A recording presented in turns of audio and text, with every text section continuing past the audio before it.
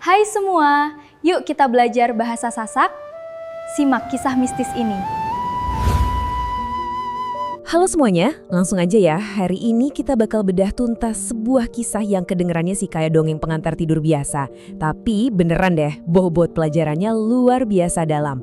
Kita bakal jalan-jalan ke masa lalu, menelusuri legenda yang super memikat dari daerah Bayan di Lombok Utara. Namanya legenda Tanjung Menangis. Jadi santai aja dan bersiaplah buat ikut tenggelam dalam cerita yang penuh sama intrik, keajaiban, tragedi, dan ya sebuah takdir yang akhirnya menyatukan segalanya. Nah, sebelum kita masuk ke ceritanya, aku mau nanya sesuatu nih. Pernah nggak sih kepikiran apa jadinya kalau sebuah janji atau nazar suci ke Sang Pencipta itu dilanggar? Maksudku, ini bukan sekedar kebohongan kecil kayak batalin janji nongkrong ya. Di kisah yang bakal kita bahas ini, kita bisa lihat jelas gimana satu janji yang diingkari itu bisa memicu efek domino yang gila banget. Sebuah kebohongan yang merambat sampai ke generasi berikutnya, menghancurkan keluarga dan benar-benar mengubah nasib dua kerajaan besar selamanya. Selamat datang di kelas Enjoy. Bantu subscribe ya. Oke, kita mulai dari bab 1, Nazar Dua Raja Kembar. Gini ceritanya. Dulu banget ada dua raja yang memimpin kerajaan tetangga, Kerajaan Daha dan Kerajaan Keling. Dua raja ini tuh kakak beradik, jadi kerajaannya sering banget disebut kerajaan kembar. Mereka ini punya segalanya loh, harta melimpah, tahta megah, kekuasaan. Tapi ada satu hal yang bikin mereka sedih banget. Bertahun-tahun nikah, mereka nggak kunjung dikaruniai anak. Saking pengennya punya keturunan, mereka akhirnya nekat mendaki ke puncak Bukit Batu Kemeras buat berdoa. Nah, di puncak bukit itulah mereka mengikat sumpah dan bernazar kepada Yang Maha Kuasa. Terus, yang bikin geleng-geleng kepala itu justru pas doa mereka akhirnya terkabul. Beberapa bulan turun dari bukit, keajaiban beneran datang. Istri Raja Keling melahirkan bayi laki-laki yang ganteng, dan istri Raja Daha melahirkan bayi perempuan yang cantik banget. Tapi coba deh perhatiin cara mereka bayar utang lazar ini. Ironis banget. Raja Keling yang awalnya cuma janji mau ngasih selembar daun sirih yang super sederhana, malah ngebawa persembahan yang luar biasa mewah. Dia persembahin kerbau berselimut kain sutra, tanduknya berlapis emas, kukunya dari perak. Gila kan? Nah, kebalikannya nih. Raja Daha yang sejak awal berkoar-koar mau ngasih kerbau emas, malah ingkar janji. Udah datangnya telat, yang dibawa cuma kerbau biasa lagi. Parah sih. Dari situ kita masuk ke bab 2, bencana angin puting beliung. Alam semesta ternyata nggak tinggal diam pas dilecehkan kayak gitu. Janji yang diingkari Raja Daha langsung dapat balasannya saat itu juga.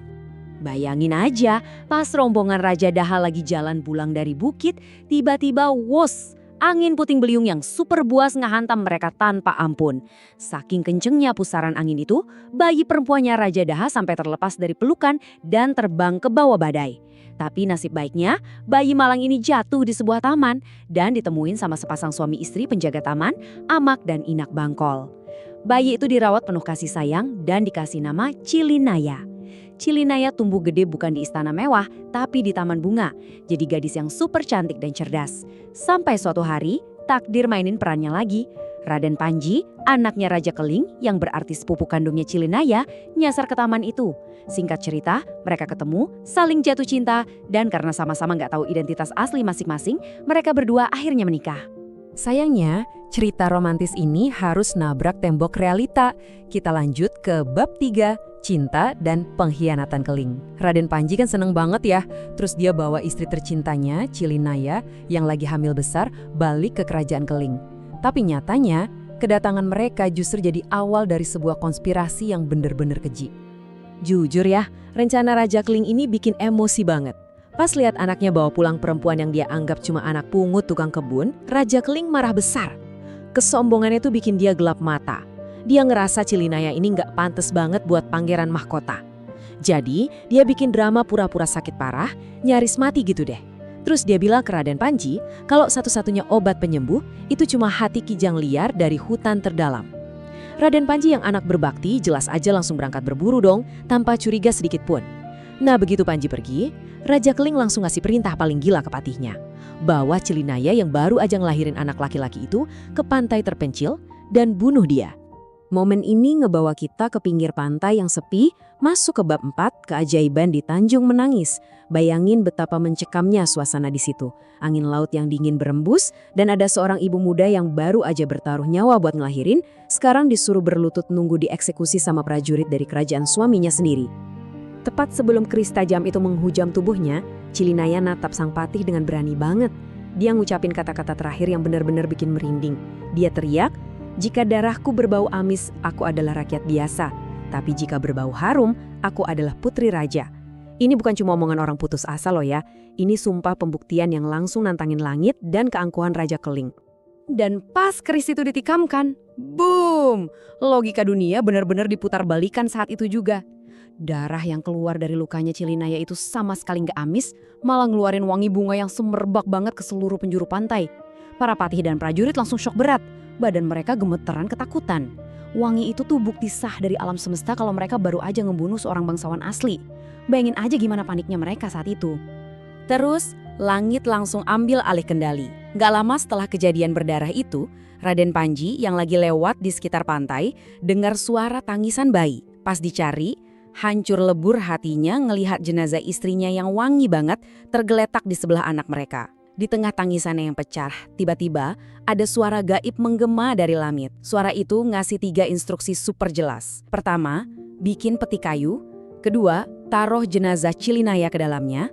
Dan ketiga, hanyutkan peti itu ke laut lepas. Walau sambil nangis seseng-senggukan, Panji nurutin perintah ajaib itu. Dia hanyutin istrinya, terus bawa pulang anaknya yang dia kasih nama Raden Megatsih, hidup dalam kesedihan yang mendalam.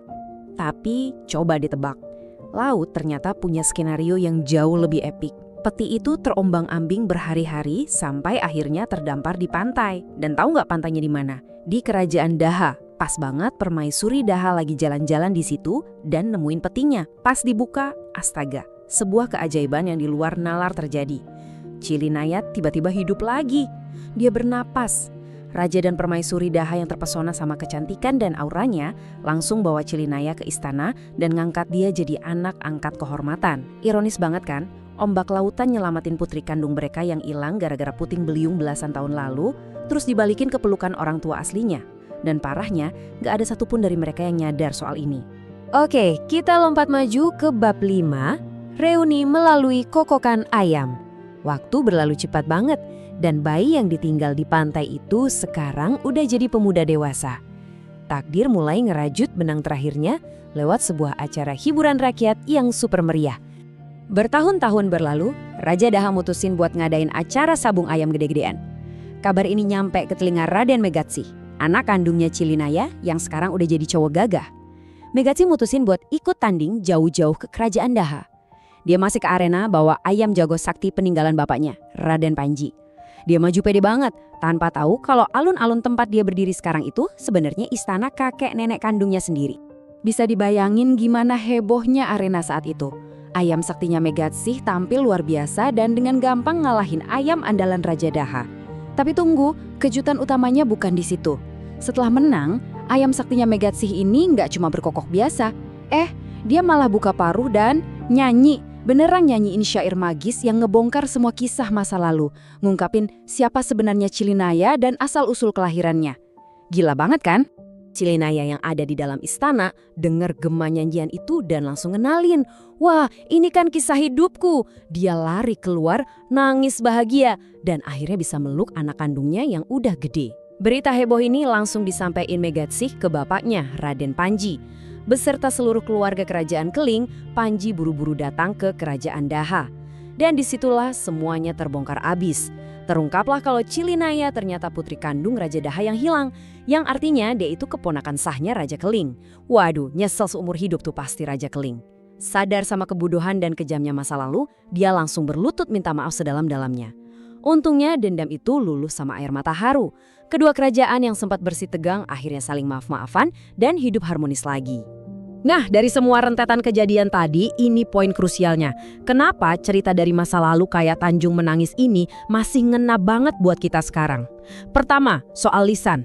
Nazar, janji, sumpah, itu semua berat banget.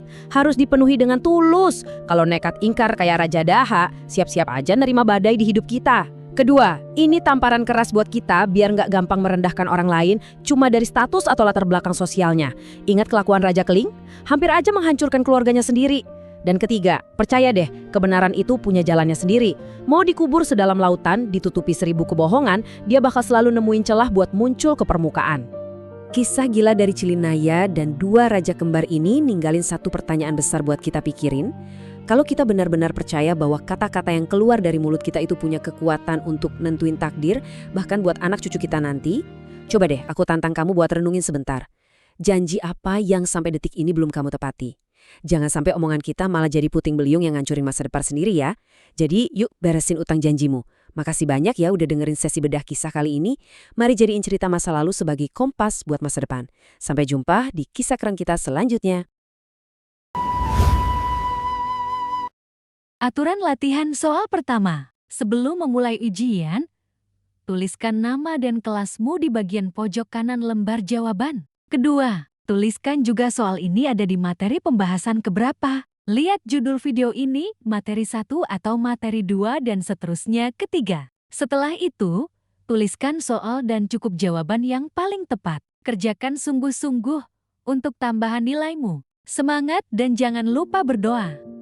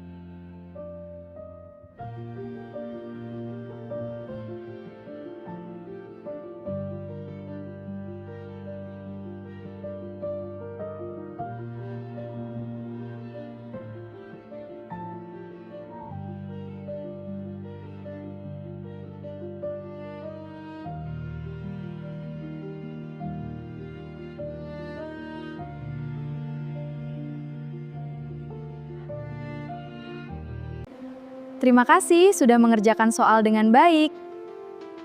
Jangan lupa subscribe channel Kelas Enjoy dan Terima kasih. Terima kasih. silakan.